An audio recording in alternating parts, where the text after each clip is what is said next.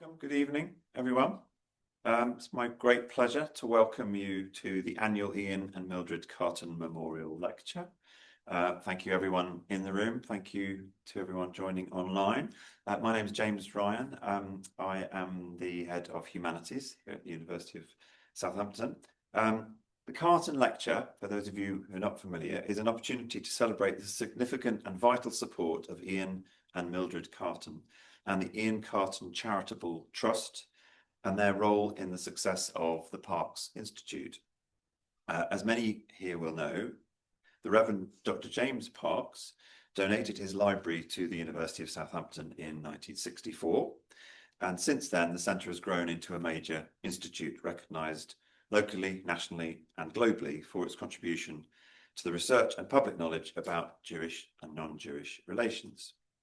The Institute is a vibrant community of scholars, archivists, librarians, publishing 3 journals and home to a thriving community of undergraduate and postgraduate students working in a wide range of fields of Jewish and non-Jewish relations.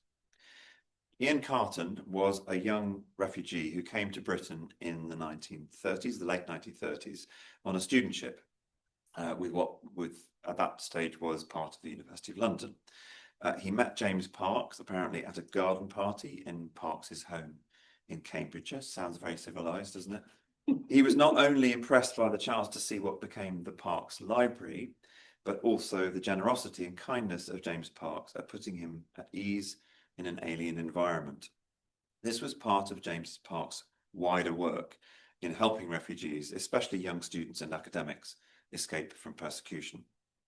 Ian became a successful engineer and with his wife Mildred created a trust to help those, like himself, who needed extra support through education to develop their careers.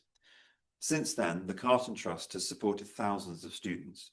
It has also set up hundreds of centres in Britain and Israel to help physically disabled people develop themselves through the use of technology. At the University of Southampton, Ian Carton's generosity began with support for MA students on our Jewish History and Culture programme in the 1990s, with beneficiaries including our very own James Jordan, Professor of English and now the Director of the Carton Institute. Parkes Institute. Parkes. Did I say Carton Institute? Sorry, rebranded. The Parkes Institute. And we are here in the Parkes building. So sorry. I've lost my train of thought now completely. Ian then supported the creation of a postdoctoral fellowship, first occupied by Professor Sarah Pearce, currently Head of History. I think Sarah is joins us online. That generosity expanded further, supporting the creation of several lectureships and an outreach programme. Outreach work in schools, colleges and in adult education was at the core of Ian's interests and continues to be integral to the work of the Parkes Institute. The support given by the Carton Trust is now worth over £2 million. In 1998, in honour of his remarkable career and generosity, but also the care and interest that Ian Carton had shown in the Parkes Institute, the University of Southampton awarded Ian Carton an honorary doctorate, which was one of the most moving events in the university's history. Sadly, we've lost both Ian and Mildred, but as a way of remembering 2 outstanding individuals, we hold the annual Ian and Mildred Carton Memorial Lecture, which is why we're here this evening. So this year we are very fortunate to welcome one of our own colleagues, Dr. Noemi Duho. Noemi is a lecturer in modern European Jewish history at the University of Southampton and a member of the Parkes Institute. She specialises in the history of modern Jewish politics. She studied Eastern European and Jewish history at the UCL, University College London, and at the University of Belgrade before joining Southampton in 2024. Noemi is currently finishing a book manuscript on Jewish internationalism in the context of post-Ottoman state building in the Balkans in the 19th century. Her second book project, from which this lecture is drawn, is a biography of the French Jewish lawyer, politician and internationalist Adolphe Crémieux, You'll hear the pronunciation We'll of hear. Okay. during this talk, I think. We will find out that, among other things. And Naomi's talk is Legal Actors and the Making of Jewish Internationalism. Thank you. Thank you. Thank you, James. I think I need to attend more garden parties in my life.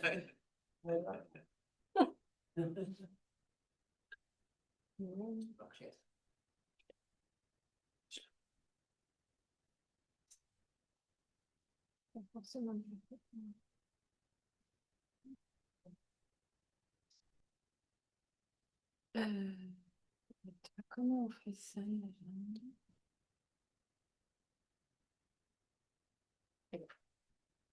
Okay, so in the time we have together tonight, I'd like to delve with you into international Jewish politics in the 19th century and into the role that legal actors specifically played in shaping international Jewish politics. So we'll think about, okay, this is not here. We'll think about the practice of Jewish politics and Jewish diplomacy, what I like to call freelance diplomacy. And by this, I mean, how do Jews make a case for other Jews? How do they uphold Jewish rights or try to expand them? The practice of Jewish politics and diplomacy obviously depends on time and place. It's undergone deep changes between the early modern period and today. Let's think concretely. If you have a precarious legal status, you have limited rights or privileges.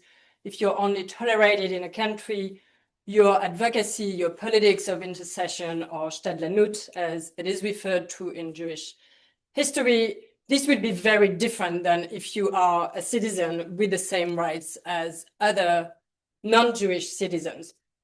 Advocacy is about pleading with authorities at different levels, from the local one to the national or even the international level.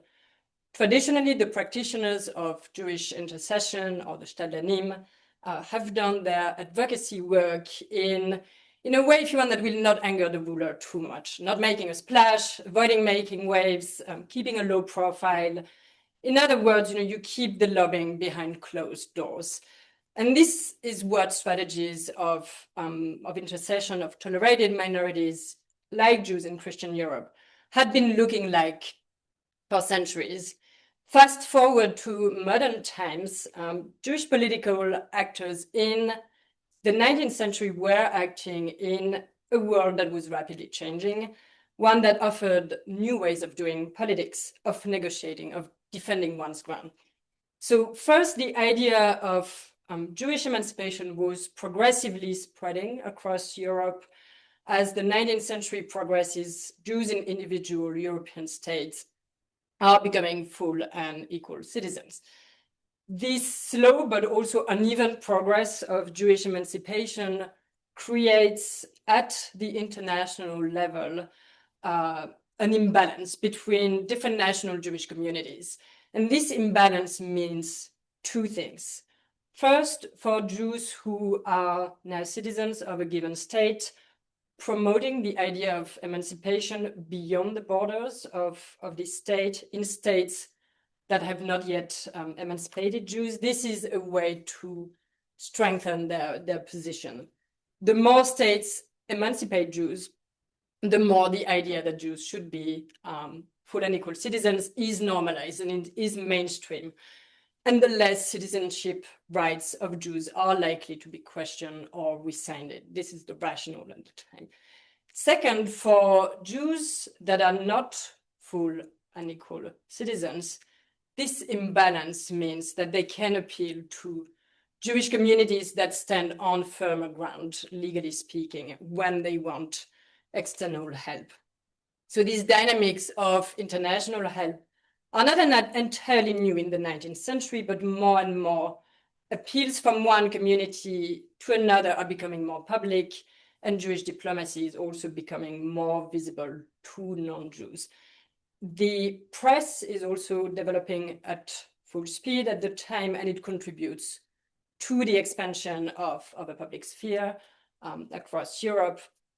This offers the possibility to mount very efficient international press campaign to sway public opinion, to rally it behind your cause, and to put pressure on whoever you need to put pressure on, states, ministers, diplomats, you name it. This might sound, pretty unoriginal, and I apologize for this, or obvious, given that this is how every single humanitarian campaign works nowadays. But back then, this was new and innovative.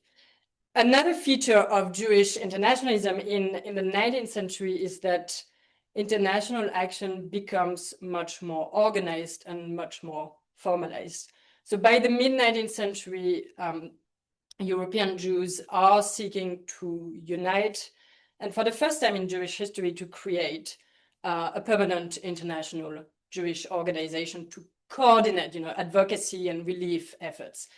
This organization, the Alliance Israélite Universelle, or Universal Jewish Alliance, is created in 1860, and it will serve, to coordinate lobbying efforts, individual efforts, and overcome the limits of ad hoc intercession.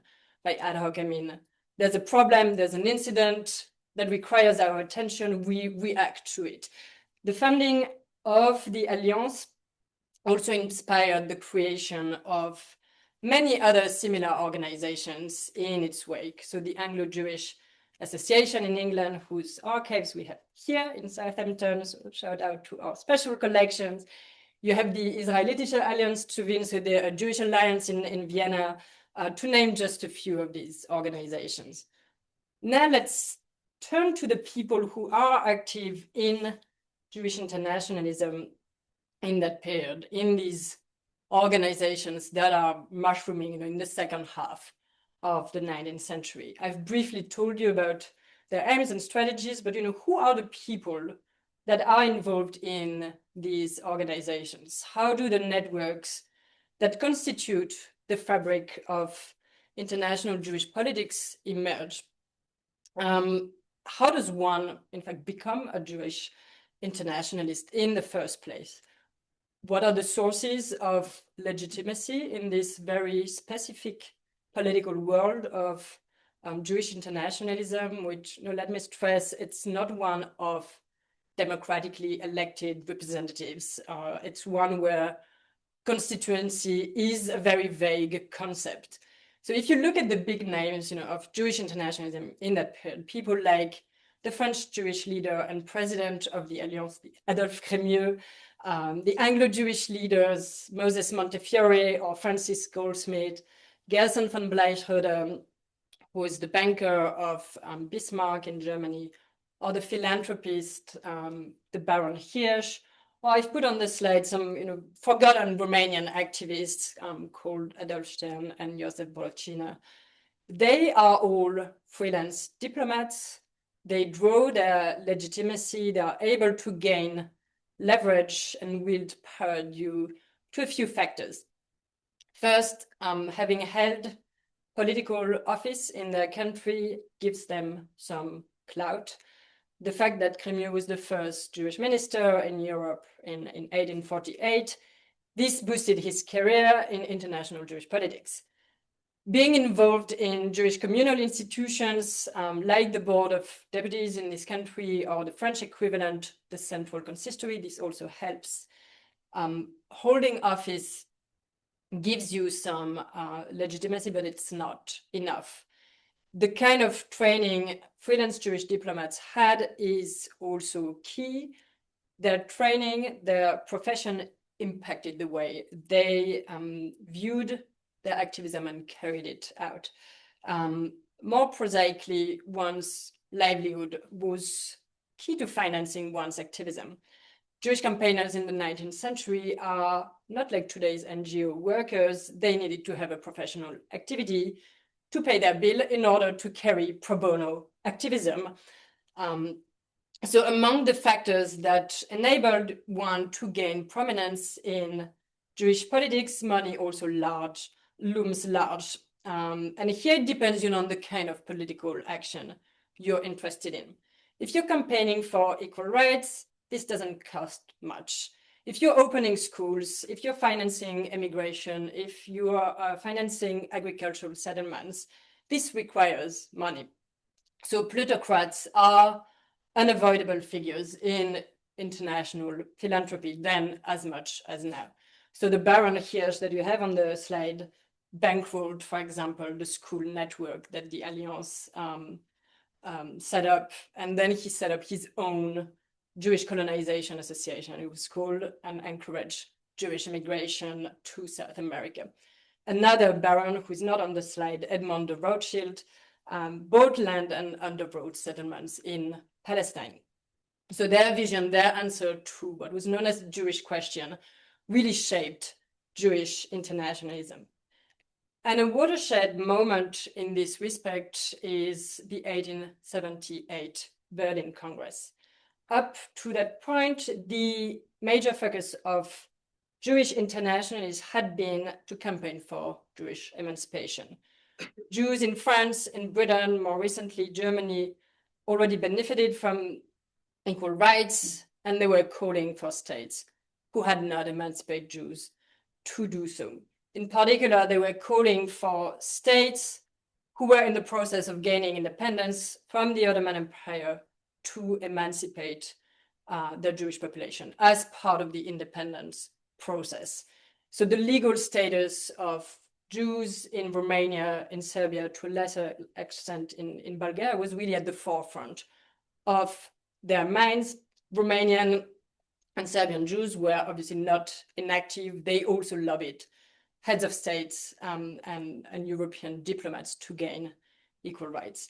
The outcome of this Berlin Congress was a huge and really unprecedented victory for all these Jewish activists. The 1878 Berlin Treaty tied the independence of Romania and of Serbia to one condition, that these states would make Jews equal.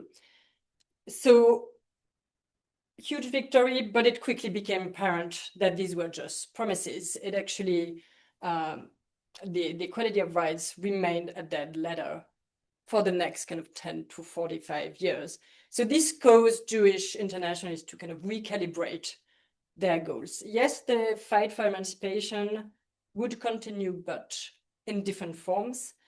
Jewish nationalism, so national emancipation, if you want, gained traction in the wake of the Berlin Treaty.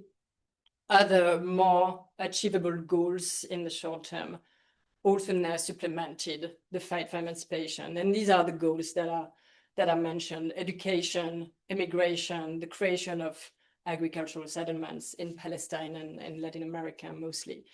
So the original fight for equality of rights, for emancipation, this naturally brought to the fore a lot of campaigners with legal training. And I should add here that by legal training, I mean a law degree from a secular university, not training in Jewish law. So Francis Goldsmith, that you have on the slide in England, is a barrister like Rémieux in France. In the staff of this Alliance, Jewish Alliance, Universal Jewish Alliance, many have legal training, and quite a few actually work in Crémieux's law firm and assist him in various international cases. Most of the emancipation activists actually in Romania also studied law, but they cannot practice it as Jews in their home country. So the predominance of lawyers early on in the fight for equal rights is not a coincidence. It emerged out of incomplete emancipation. Legal careers are now open to Jews, but Jews were perfectly aware that anti-Jewish discrimination persisted. They knew very well that their newly acquired rights were very much fragile. So this situation both facilitated and demanded legal activism. Let's see now what else legal actors brought to the crucible of Jewish internationalism. And to do so, let's focus on one such actor, Adolphe Crémieux, that I've mentioned a few times already. He's chiefly remembered today for two things. Most famously, passing a decree in 1870 that made Jews in colonial Algeria French citizens. After France conquered Algeria in 1830, local Jews and Muslims became colonial subjects.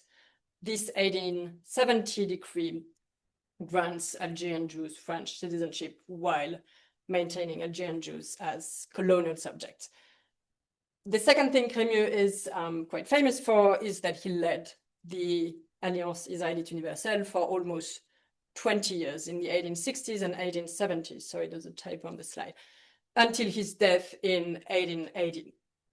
So these are the first 2 decades of existence of the Alliance. So really he shaped the politics of this organization in its early stages. As you might have noticed, these 2 events, the decree and the creation of the Alliance, happen in the latter stages of Crémieux's life. If you want, they are the crowning achievements of a long career, or as I like to put it, they are the tip of the iceberg. And what actually interests me is the submerged part of the iceberg. One doesn't get to pass a decree that changed the life of thousands of Jews in the French Empire just like that. One doesn't get to become the president of the first permanent international Jewish organization out of the blue. So how does Crémieux end up being, in this position that affects the lives of Jews well beyond the French borders? How does he become a Jewish internationalist? And the short answer is through his job as a lawyer.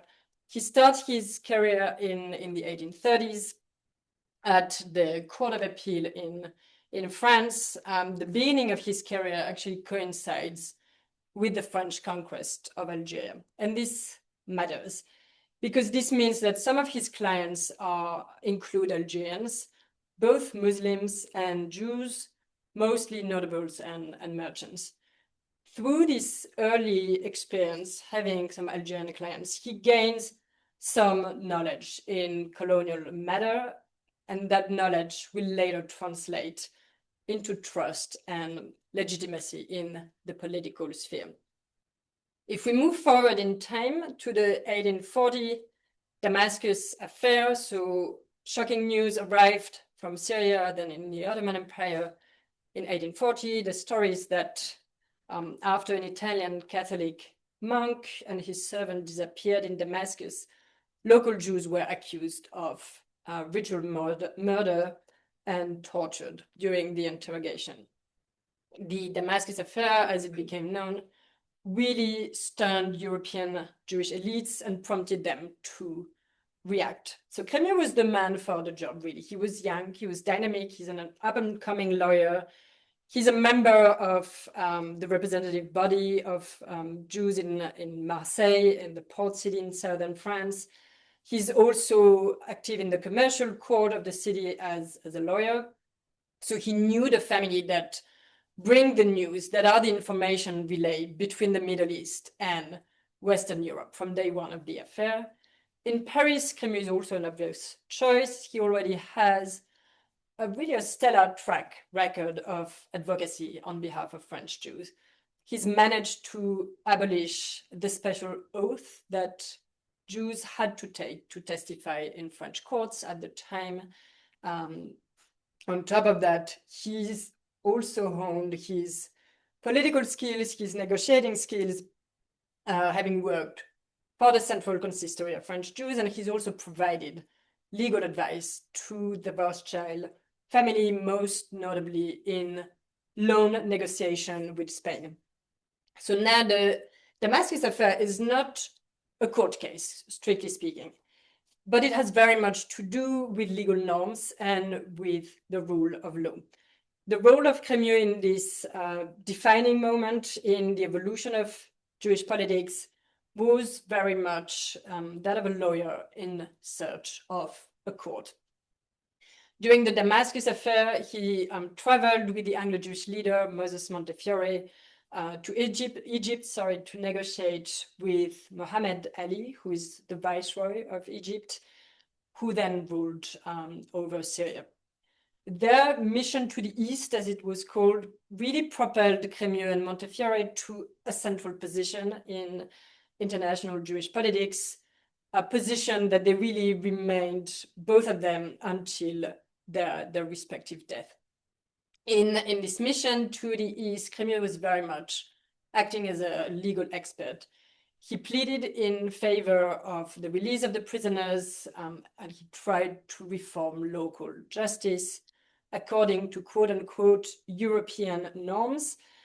He tried to end the use of torture in the Ottoman and the Egyptian judiciaries. He demanded an independent inquiry and a retrial, potentially at a European consular court.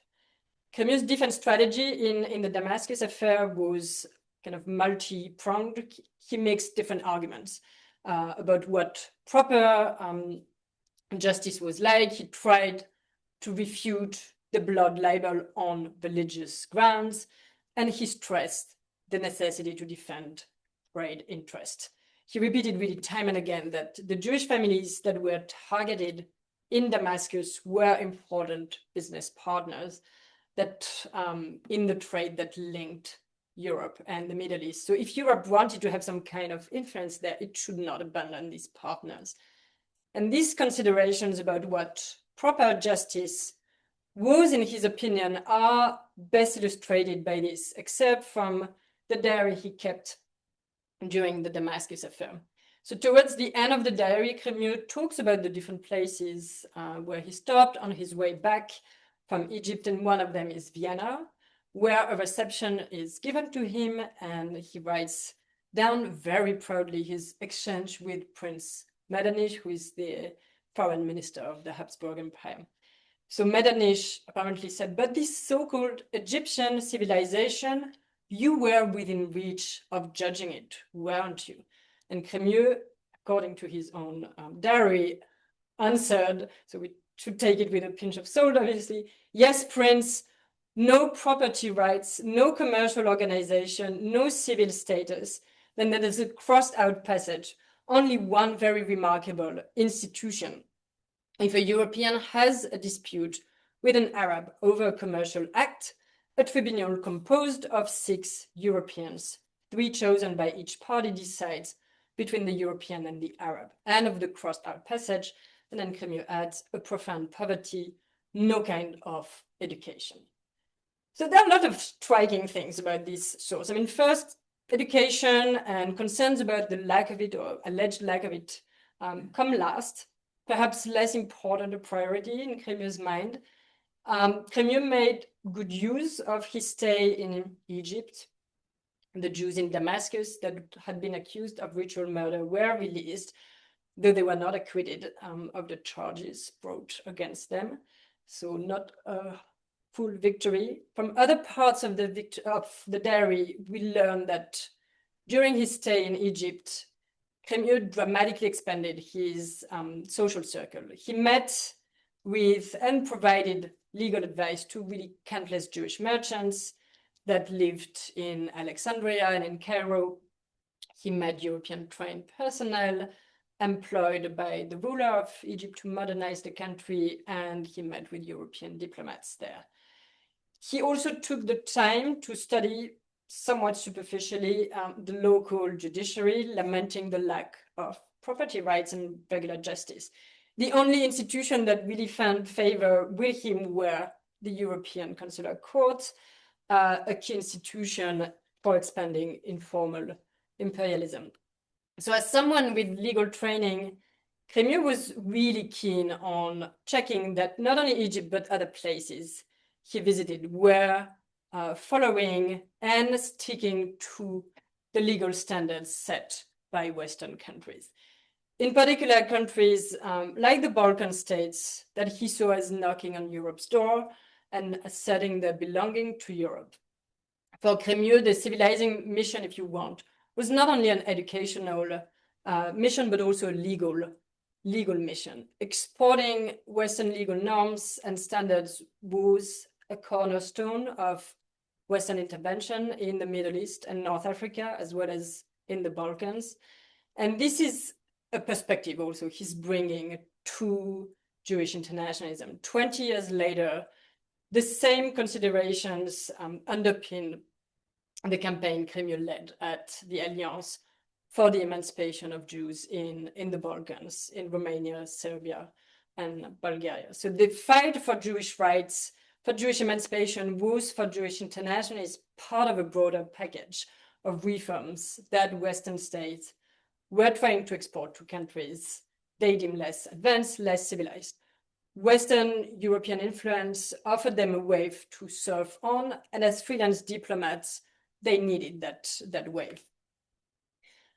Crémieux continued to function as the Parisian relay of this Marseille Jewish milieu that linked France to the east of the Mediterranean, but also southwards to North Africa increasingly. So in 1842, 2 years after the Damascus affair, two of his Marseille acquaintances led a mission to Algeria. And this mission became an important moment in French Jewish involvement in Jewish affairs in the colony. It led to a report called, I quote, "The moral and political state of Algerian Jews and on the means to improve it." Following this report, the French government set up a commission to draft some kind of statute for Algerian Jewry. Crémieux is a member of that commission, and he recommends basically bringing Algerian Jews into the fold of the French civil code. Building on his professional and social credentials, it had really taken Crémieux less than a decade to establish himself as an expert on Algerian Jewish matters for the French government.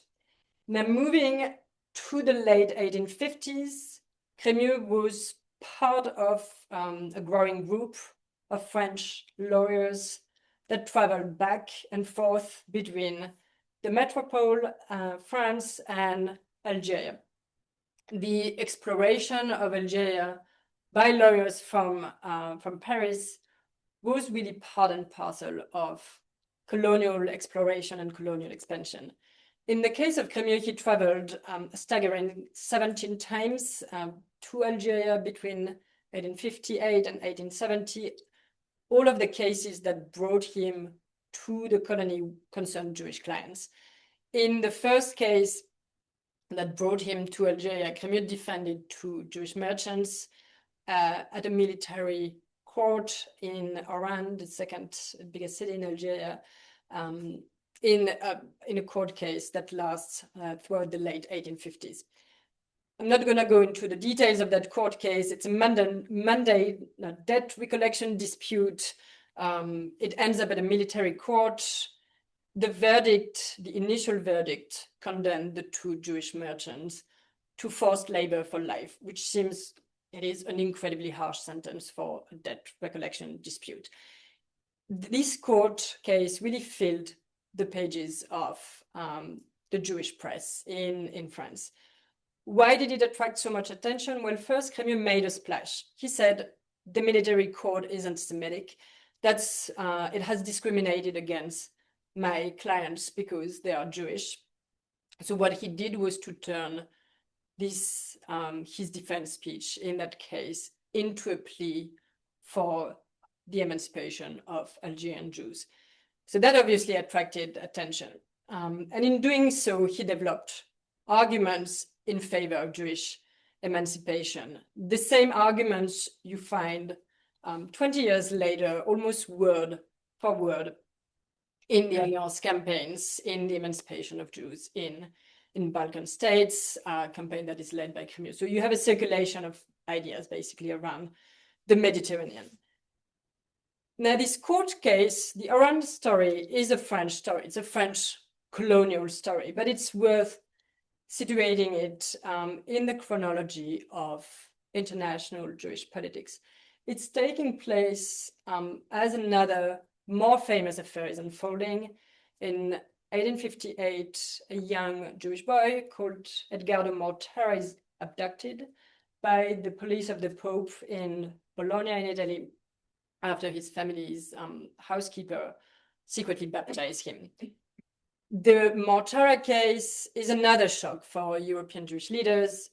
It took place just a decade after the 1848 revolutions, and these are revolutions that really raised hope for Jewish integration, for Jewish rights across Europe. This Mortara case also takes place in Europe, in Italy, rather than in distant Damascus. So it really highlights, if you want, the persistence of anti-Jewish prejudice in Europe and the fragile foundation of Jewish legal existence in Europe. It also shows very clearly the weaknesses of Jewish politics at the time. European Jews mobilized a lot, but really failed to have the boy returned to his family ultimately. So the Damascus affair had triggered a new type of international action that was more public and more visible than earlier intercession effort, but it hadn't led to the creation of a permanent organization. By contrast, this case, now the Mortara case, creates it prompts the foundation of a permanent Jewish organization, and it is the Alliance Israélite Universelle. Crémieux is not one of the founders of the Alliance, but the young lawyer who's with him in Oran, in Algeria, and who assists him through this case, as well as in a lot of other cases in Algeria, is Narcisse Leven, and Narcisse Leven is actually one of the founders of the Alliance. So as the Mortara affair case is unfolding, Crémieux and Leven were busy with that Oran case.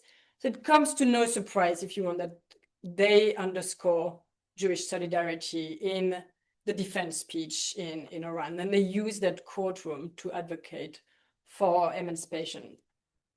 And Crémieux and his assistant Leven really continued to take up cases involving Algerian Jews throughout the 1860s and use colonial courtrooms to advocate for what they consider necessary reform, turning Algerian Jews into French citizens, which ultimately happens in 1870. So beyond their immediate function of administering justice, courtrooms were spaces for waging political battles. Courtrooms also boosted Crémieux's career, both as a colonial expert and in international Jewish politics. Court proceedings were the opportunity to learn about a case's wider context, and was an opportunity to expand one's social network, one's political network. Through his professional trips and contacts with Algerian clients, Crémieux acquired knowledge about Algeria. He acquires first-hand experience of the colony. So this further cemented his reputation as an expert of Algeria, and it turned him into a colonial specialist for the French authorities. And this is really what led him to play a central role in the administrative reorganization of the colony in 1870, during which the Crémieux decree is passed. Now, spending a few days in Algeria did not make Crémieux an actual expert on colonial matters. His knowledge is at best superficial. He would meet a few politicians and lawyers among the settler population in Algeria, a few local Jewish notables, but he probably never traveled outside the two main cities during these brief professional trips. He did, however, manage to parlay this authority into, or this experience into authority and into trust in the political sphere, in French colonial politics, as well as in international Jewish politics. Because Crémieux's lawyering was not limited to court cases in Algeria. One facet of his career was to be what we would today probably call an international business lawyer. So his lawyering expanded to regions of more informal French imperialism, like Egypt, like the Ottoman Empire. These legal activities in the French territorial empire, so Algeria, as well as in the more informal sphere of influence, these legal activities were really crucial for the making of Crémieux as a Jewish campaigner active on the international stage. And if you want, to visualize how his legal career unfolded beyond France, I've made a very rudimentary map of places either he visited or international connections he built through his activity as a lawyer. So you might recall that I mentioned that Crémieux provided legal advice to the Rothschild family in the 1830s during negotiations about a state loan taken out by the Spanish state. This Spanish loan story does not intersect directly with international Jewish politics. It probably, though, helped Crémieux in terms of establishing himself, building a reputation as an international business lawyer early on in his career. I mean, it's not a small state loan. By contrast, his activities in the early 1860s, similar activities, state loans, this time in Egypt and in the Ottoman Empire, this time it really intersects with Jewish internationalism very directly. So the Ottoman Empire and Egypt had recently begun to open themselves to foreign investments, and they were taking out foreign loans with Western European banks, mostly British banks and French banks. Crémieux's role in this story is again that of a legal advisor. In the case of Egypt in 62, he's roped in by a colorful character that you have on the slide called Dranet Bey. He is roped in to defend the Egyptian ruler of the time. Dranet and Crémieux probably knew each other from the time of the Damascus affair. Dranet evolves in the same Levantine milieu that Crémieux had temporarily moved into during the 2 months he spent in Egypt in 1842. Dranet belongs to the circle of personal doctors that any prince at the time has. Crémieux had befriended some of these doctors as part of his lobbying efforts in 1840.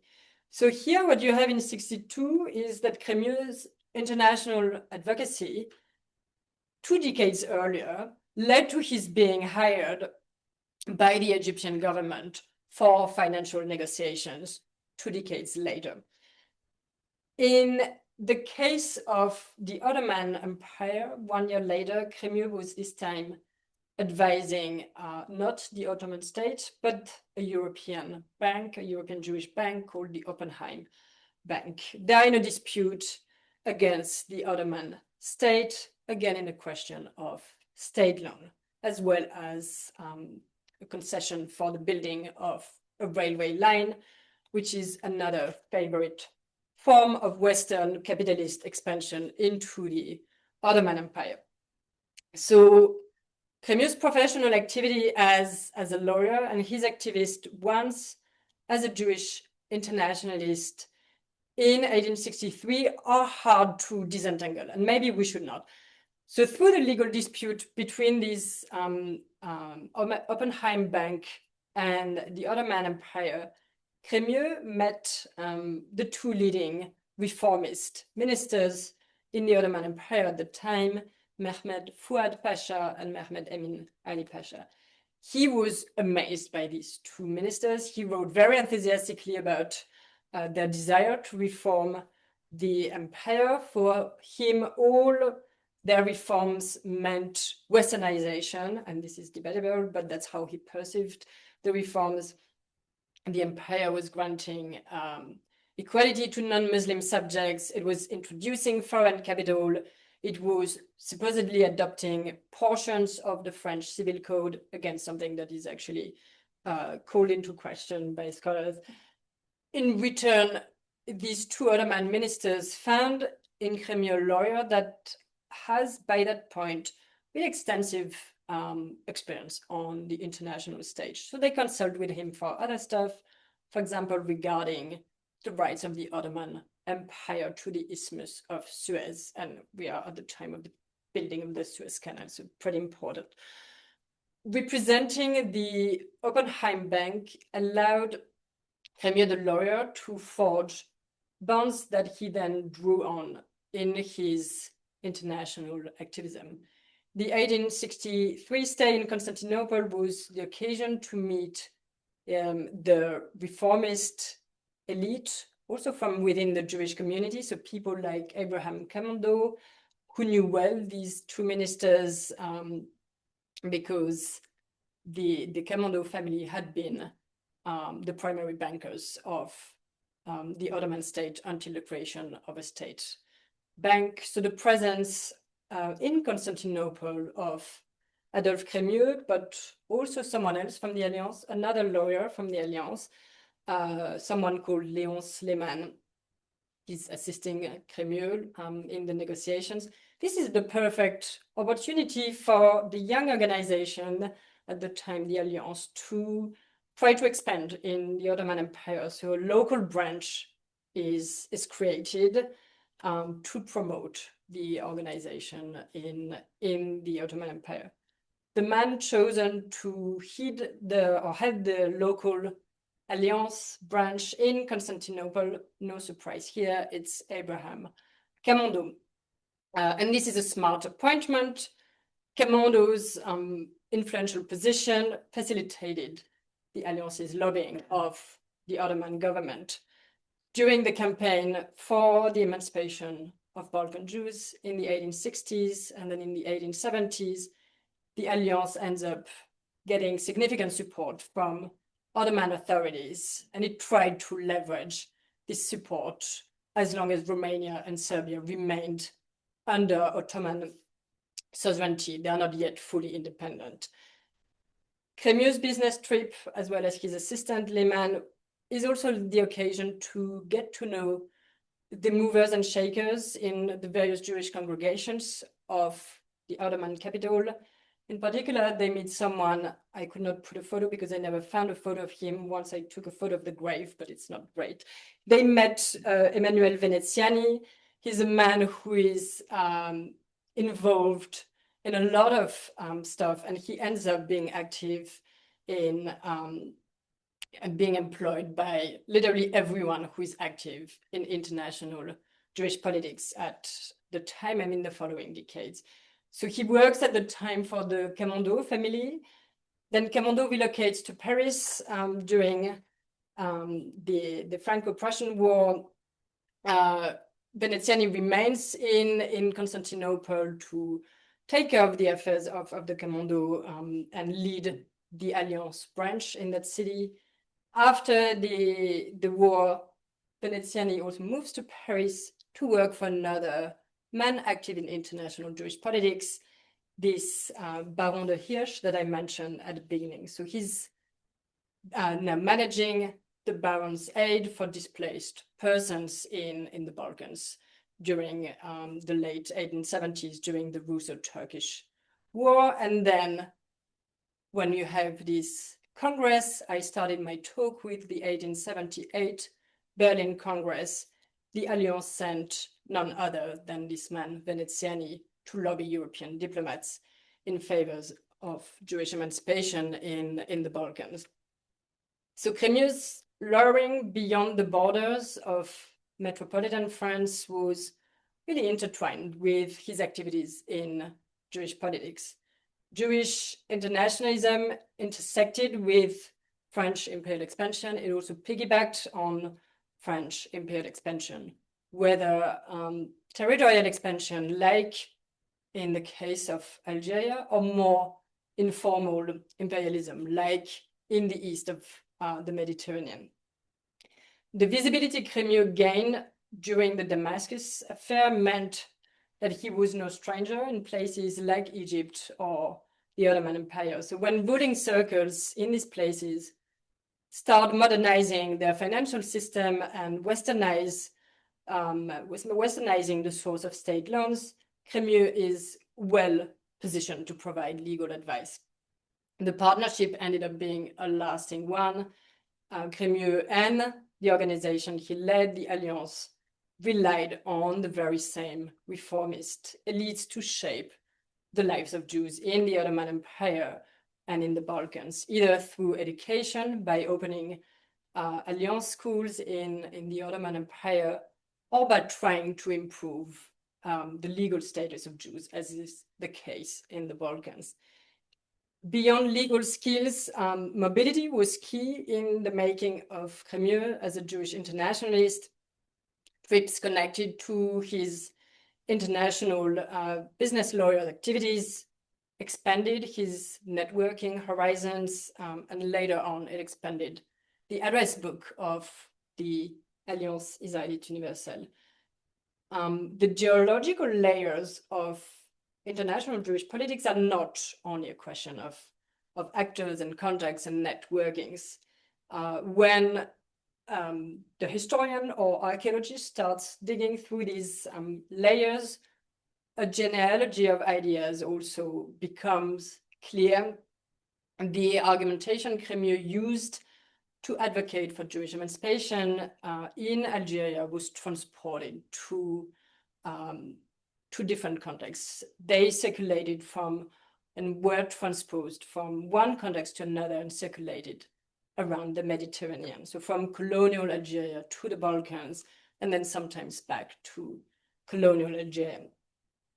The legal civilizing mission that Crémieux considered a cornerstone of Western intervention in the Middle East and North Africa did not vanish after the Damascus affair. Far from it. It continued to inform his vision of international politics and the role of Jewish activism in international politics. So in the 1860s and 1870s, the Alliance Israélite Universelle's policy in the Balkans was very much about shaping lawmaking in that region, where it tried to export French legal codes and French laws, remaking laws and exporting the idea that Jews should be equal citizens proved relatively easy in the context of Algeria.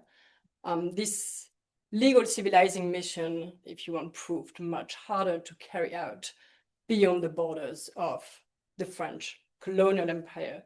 If you remember the spoiler I started with in this talk, international Jewish activists obtained a very important victory in 1878, but they struggled to turn this victory into tangible change, to obtain equality of rights for Jews in Romania and Serbia. So informal imperialism might have helped Adolphe Crémieux establish himself as a Jewish internationalist. It also limited the capacity of international Jewish activists to obtain concrete results and tangible results in other cases, like in the Balkans.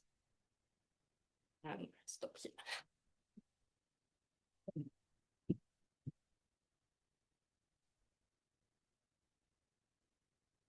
Thank you very much indeed. We have time for some questions. Can I open it up to you? Oh, yes, straight away. Yannick. Before I forget, thank you for that. Just briefly stating. My question comes very much from the point of view about 19th century legal systems. And what I'm interested in is how did he actually manage to seemingly so successfully practice law in so many different contexts, right? He jumps from Syria through to Algeria, France, a couple of other places you mentioned from the map, quite a big network, right? How is it possible? Is he really so prodigious about his knowledge of laws in different countries, or is he more a lobbyist and has thousands of assistants who work for him? How does he really operate on the ground? Can I just check that sure. the colleagues online heard the question? Okay. If you could repeat it just briefly, that would be great. So, So like asking for a microphone. no, there's no microphone, I think. It's from the I will repeat it. So the question is about basically the actual framework, legal framework in which Crémieux operates, and I mean whether he knows like 20 different national laws and so on. So the answer is, well, he is prodigious in his knowledge, and it makes the job of a biographer a bit challenging in that respect, because you have to understand what he's talking about. But I mean, jokes apart, he's also, you have to think that he's not, you don't need a license to go and let's say plead in Algeria, because it's becoming part of France. So there that's it. You come as a French lawyer and it's part of the French empire. And in the case of more informal empire, there's this whole system of consular courts. So it doesn't exist really anymore. I mean, it's basically the consulates and the embassies at the time have a system to protect merchants, basically in the Mediterranean originally. So this is some kind of international legal system where lawyers like him can act. He's also trained as a lawyer in a city in France where this kind of cases from the consular courts end up if they are being appealed. So if you have an appeal in a consular court, it goes to the court of X, which is where he studied actually. So he's got some training for that. Otherwise, it's maritime law, international maritime law, basically, and that's kind of economic law, which he has studied. But he also has a ton of assistants. Claire had a question, and there might be one in the chat as well. So I just And showed it Claire, about that. Wait, oh yeah, I think it's Katie's Oh, yeah. knowledge. Yeah. Claire. Let me move. Maybe it's outside of this paper, sorry. Mhm. But what happens between Camus area and Dreyfus, like 15 or 20 years later? Where are all these international Jewish barristers, Jewish internationalists? Why haven't they done anything? Or have they done something? It is a bit beyond. He dies in 1880, so he's not there anymore. Yeah, but That stops me. I mean, no, but Do you want to repeat the question again? sorry. The question for the online audience is what happens at the time of the Dreyfus affair, so late 19th century. Why are no Jewish internationalists involved? I mean, it is very much a French affair also. So in a way, Camus is more interested also in international stuff, but he would probably have been active in the Dreyfus affair. I mean, he's dead by that point. But the Montara, it's very similar in The Mortara and the Dreyfus affair. you know this. Yeah. I mean, these are big affairs. I mean, you have other Jewish lawyers that are involved in the Dreyfus affair. How much you have involvement, let's say, from British Jews or German Jews, I actually don't know, to be honest. A topic for a potential PhD. Yeah. There's two questions here, Tony. Well, mine's a little bit sort of related to Claire's. So, how much of this international connection revolved around Camus, and really, and did it survive him? So it seems really it didn't go on very. So that's the international side of it. Yeah, I mean, Did he? If he had all these assistants around and about, did any of them actually carry this movement on? Yeah, they continue like the two that I briefly mentioned, for example, in the talk, they continue working for the Alliance. They are very important at the Alliance. So they're trained by him, if you want, and they continue working in that framework. I mean, he's like, no, I mean, I'm writing a biography of Camus, so I presented my protagonist, but there are also a lot of Jewish internationalists that are from different countries and that are involved in a lot of different issues and this survives like Camus' time and continues and flourishes. It transforms itself, as I mentioned at the beginning of my talk. I mean, the question of fighting for equal rights kind of loses steam a little bit when you realize that it's actually not that easy when you don't have the backing of a state, basically, and you're a freelance diplomat to convince states to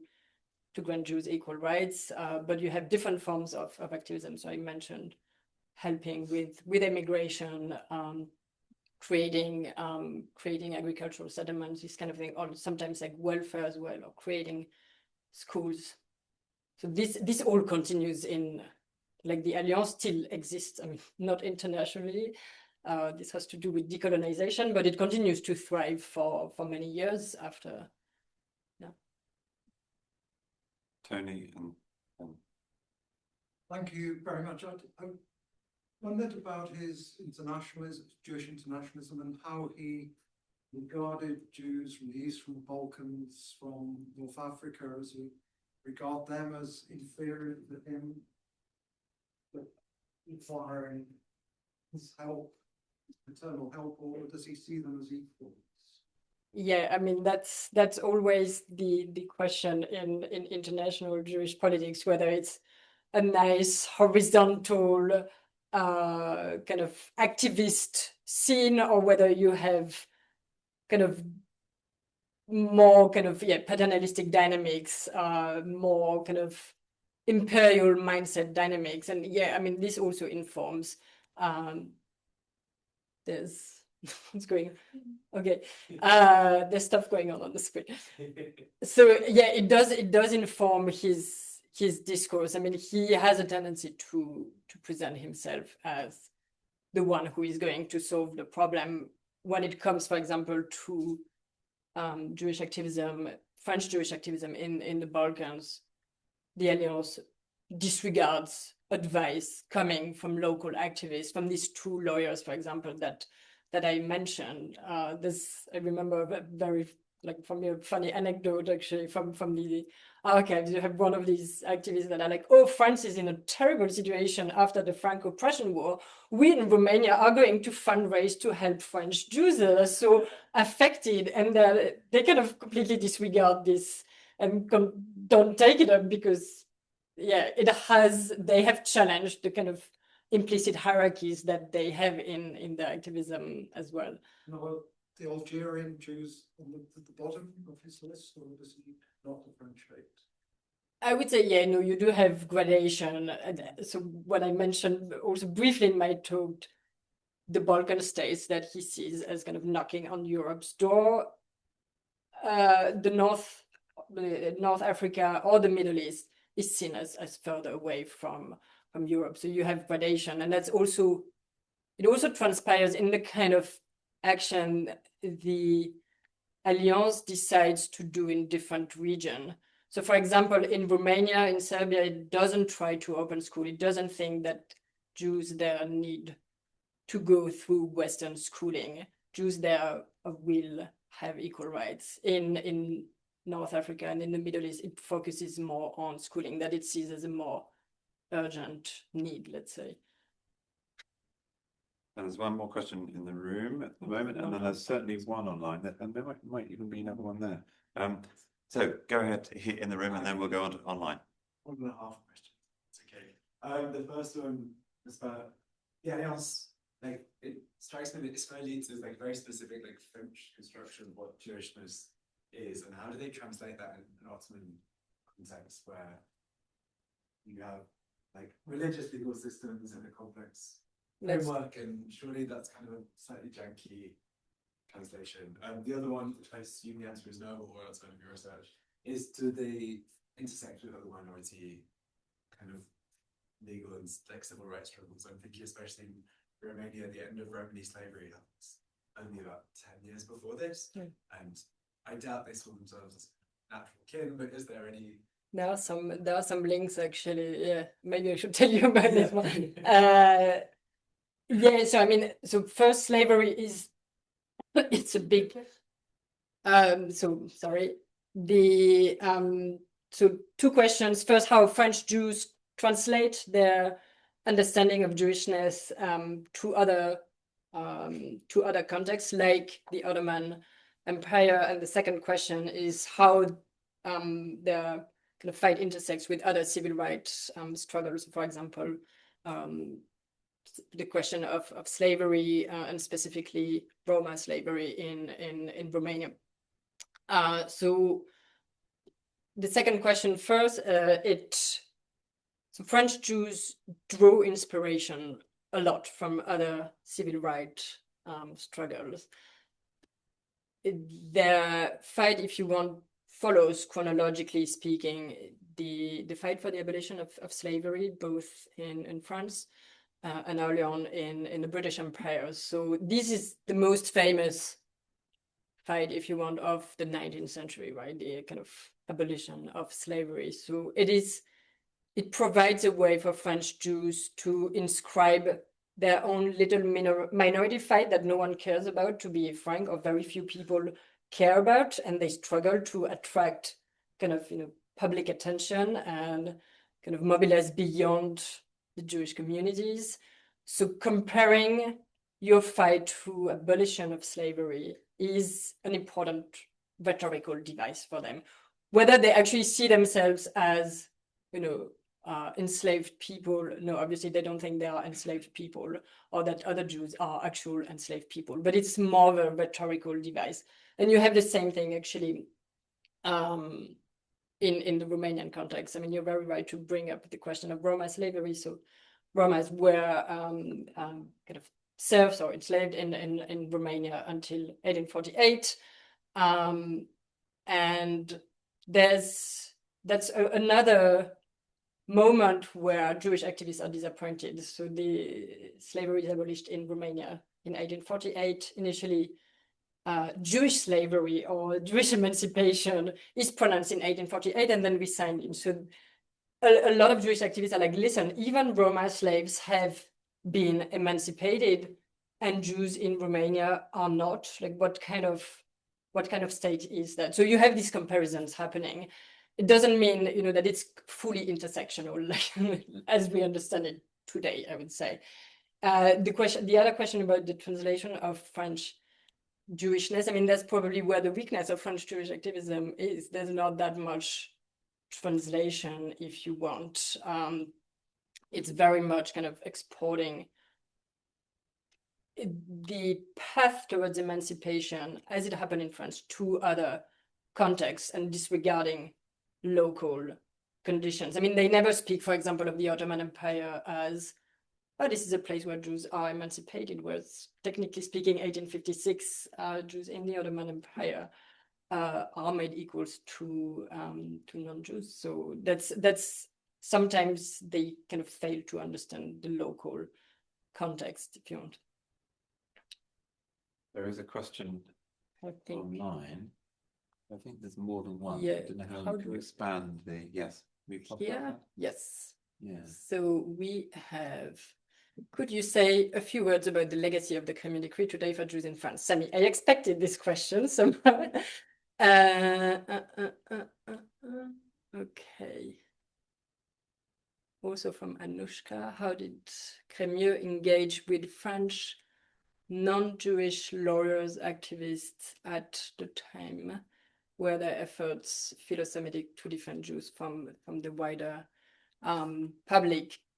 I mean, I think I started answering your question, Anushka, partly when I was answering Toby. I mean, how they engage with non-Jewish lawyers, activists through these parallels, for example, with the abolition of slavery that they make in their activism, these French Jewish activists. I mean, obviously, Jewish activism tries to mobilize beyond the Jewish community, and it is where it is particularly hard for these Jewish activists to do so. I mean, yeah, whether the French public, in the mid-19th century would care about the fate of Jews in the Middle East or in the Balkans. I mean, it is extremely hard to obtain support for this kind of for this kind of fight. So yeah, through these parallels. Sometimes also, I mean, the cases I mentioned sometimes involve non-Jewish lawyers. So they are, if you want, the opponent of Crémieux in these cases. Sometimes these are Protestant lawyers, so sometimes there are attempts to create kind of bridges between these two minority communities in France, Protestants and Jews. So that's kind of earlier on in Crémieux's career. I mean, at the beginning he's known as the Protestants lawyer, actually, in his hometown. Efforts philo-Semitic to defend Jews from the wider public, not that much, I would say, to put it very briefly. In England, it's more developed, I would say. most notably from like Quakers. Impact of the Crémieux decree, I mean, yeah, it had a huge impact on Muslim-Jewish relations in Algeria. I mean, when you take one group in colonial society and modify its position in colonial hierarchies, and then you have this group moving to France, as well as large number of Muslims from Algeria moving to the same place. Obviously, you have this kind of memory of what happened during colonization that continues to inform perception of the other in Muslim-Jewish relations. But I think, Sami, you're also more the expert of 20th century and 21st century France than I am as a historian of the 19th century. There's a message from Anthony I Davis, think, yeah, it's a message. Yeah, could Oh, I should read it. because Okay, yeah. what we can see on the screen is quite Yeah. good. So my name is Anthony Davis. I am chair of the In Carden Charitable Trust and Mildred Carden's nephew. I don't know how to ask a question online, and I'm no sense qualified to do so, but I did want to thank Noemi, so I'm thanking myself now, for a very interesting talk, and also to thank the Parks Institute and the university for remembering In and Mildred this way. It means a lot to our family and to the trustees. Thank you. Thank you for the I message. think it's us who should be thanking Yeah. you, actually, Anthony, and just extend thanks from colleagues here and online for all the ongoing support. So yes, thank you. Could I ask a question? Take chair's privilege that I'm here. I'm going to anyway. Could I ask I suppose it's a sort of methodological question, but also so I'm guessing that one of the interesting but maybe challenging things about looking at legal history of sort of legal things is there's lots of archives, there's lots of documents. I'm assuming there's legal transcripts, there's information. Are there personal papers?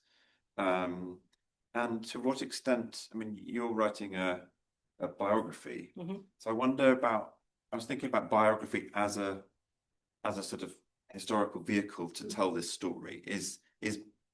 I wondered why you're writing a biography as a way of getting at this network, because you could explore that in a number of ways, but you're choosing to focus on one person.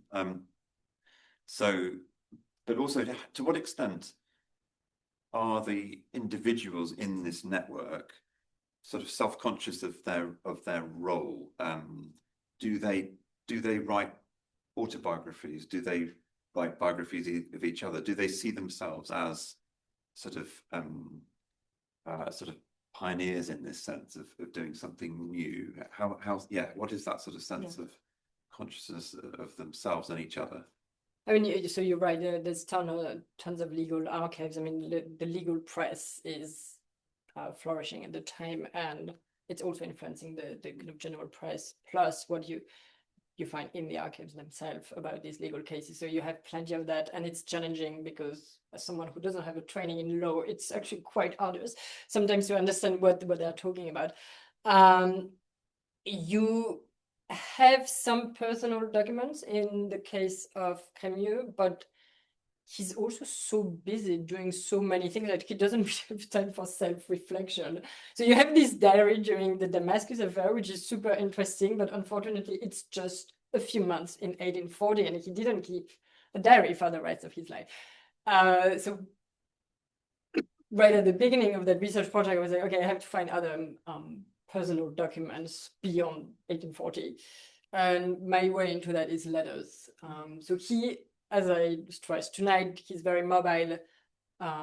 Tonight I was speaking mostly on his international mobility, but also in France. I mean, he's really crisscrossing France all the time. So he's not at home that much, but he was in a very happy marriage, which might be connected to the fact that he was not that at home that much, but doesn't matter. Anyways, so he writes to his wife a lot, basically, and these are very personal letters. So if you want, it's his daily kind of diary, but just addressed to his wife. So that's that's the kind of ego document I would have in his case. And it actually, I mean, because it's such a wonderful collection, I actually started writing kind of the biography of the two of them together.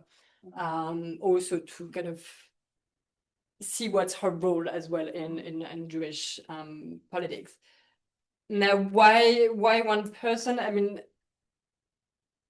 what really interests me is, you know, how are you catapulted as someone who is born in kind of standard, you know, French Jewish family in not even in the capital. How are you catapulted into a very central position, basically?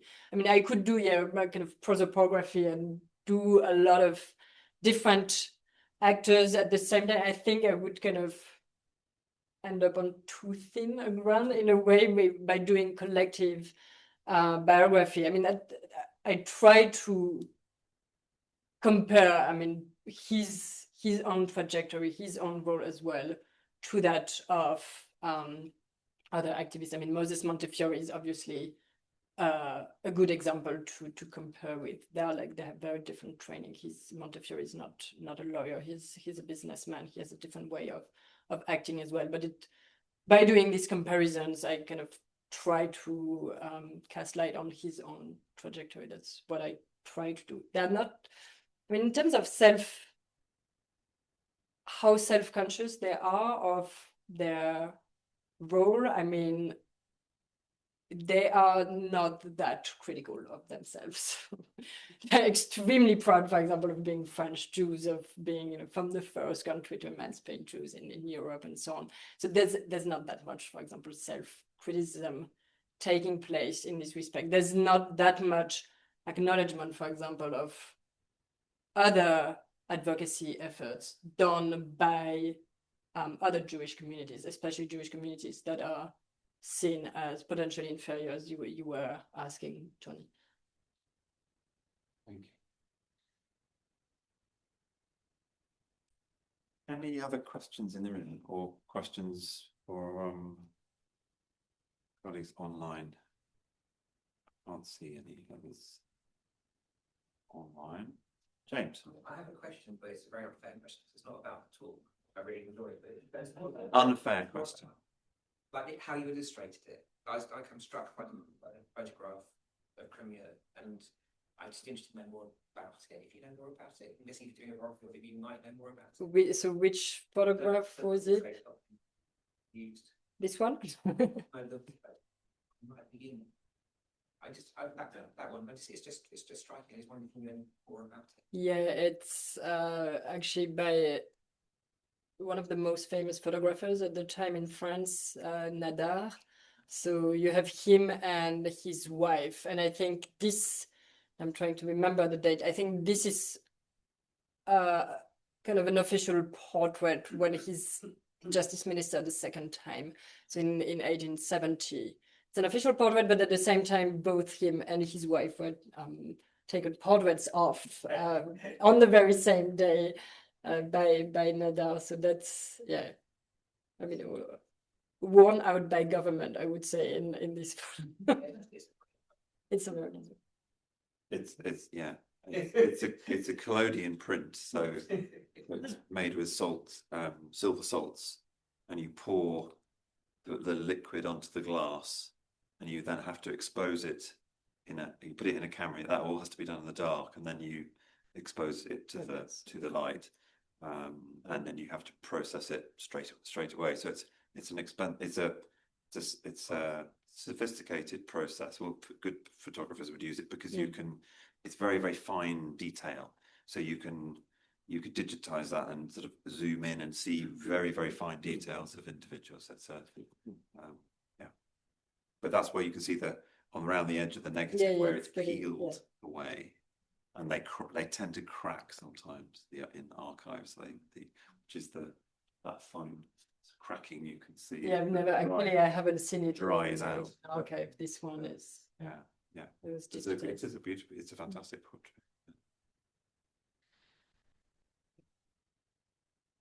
I think that's the only photo, actually, if I remember correctly. I mean, you have like official kind of portraits, like this one I took a selfie in front of. But yeah, in terms of photography, if I remember correctly, that's the only one. But the photograph you had of somebody else there, but the Abdullah brothers, presumably is some kind of studio. Which one? Frere, it's the one, yeah, the one on the right. Oh. The right, yeah. Yeah. There's a whole history of photography adopted in colonial photography studios. There's some good stuff. Yeah. We'll consult. No, I'm not an expert on that at all, but there is a whole history that people. That's why I was interested about the autobiography, because there's kind of colonial settlements. It was a way of catering to middle class customers who wanted to sort of recognize and send. I don't know if you've come across them in the archives, business cards. but they use them as carte de visite. They sent them around, so it was a form of exchange and networking, I guess, a social media. Actually, in his personal file in the archives, you have like one album of all his business cards, so you can really map, who he was in touch with.